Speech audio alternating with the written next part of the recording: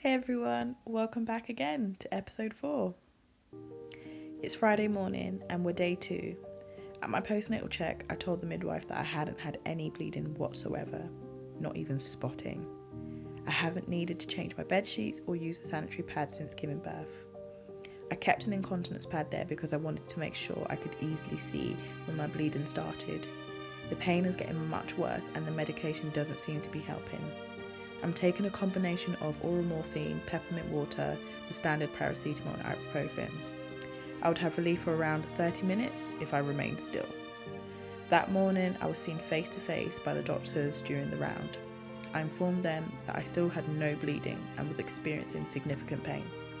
They examined my abdomen, causing a sudden surge in pain, followed by a bedside ultrasound and the prescription of stronger medication, tramadol.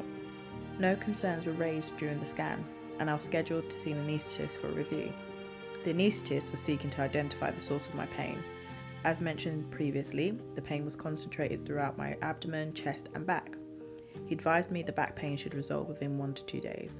However, it has been 2 days now, and my pain is not improving. He briefly mentioned scoliosis again and said he would consult with his anaesthetic colleagues and get back to me. No one came back to follow this up. At this point, I believe I'm being kept in for pain management and nothing else.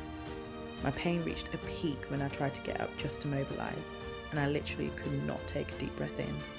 I had to get my husband to squeeze me so tight so I could take a deep breath in and out. I genuinely felt like I was going to die and leave behind my son, newborn twins and husband.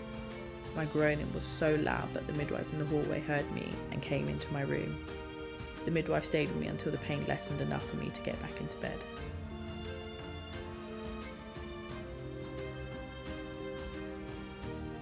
Sorry about that. Sometimes when I think about it, it feels like I'm just numb, sad and kind of let down by the people who were supposed to be there to look after me. Later that evening, my community midwife came in to see me after she had finished her shift. I remember bursting into tears and telling her all that was going on. She knew me, she believed me, and she acted upon it. She checked my abdomen and confirmed my uterus was still high and large, so she went out to speak to the midwives that were looking after me. When she returned, she informed me that she requested I be seen by only a registrar or consultant. My pain had started to intensify again, and my pain relief was nearly over 2 hours late by this point. Finally, at 9:50 at night, my midwife came in to give me pain relief, and as she was handing it to me, I felt a pop. I'd never experienced waters breaking, but that's how it felt. I went to touch it and finally saw it was blood. I explained to the midwife that I was bleeding. She simply said, "Okay, we'll just put down an incontinence sheet."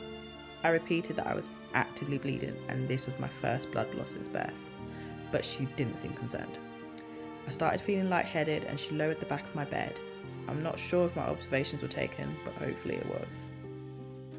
As I started to come around, the registrar then entered the room. She asked to use a speculum, so I slowly positioned myself. She was unable to get a clear view due to the blood. She then asked to do a vaginal examination to get a better assessment. Word for word, she then said, "You haven't got a third baby in there by any chance?" This was because of what she could feel, which my membranes were bulging and my cervix was 4 centimetres dilated. Just to remind you, I am 2 days post-cesarean. She stepped out to speak with the consultant. I was feeling uncomfortable on the bed, surrounded by stained sheets, so I slowly but surely started to get up out of bed. And as I got up, the registrar walked in and saw the blood on the bed, and immediately she told me, "We need to transfer you to delivery unit." I was quickly wheeled across, whilst my husband struggled to keep up with us as he pushed the twins' cot behind us.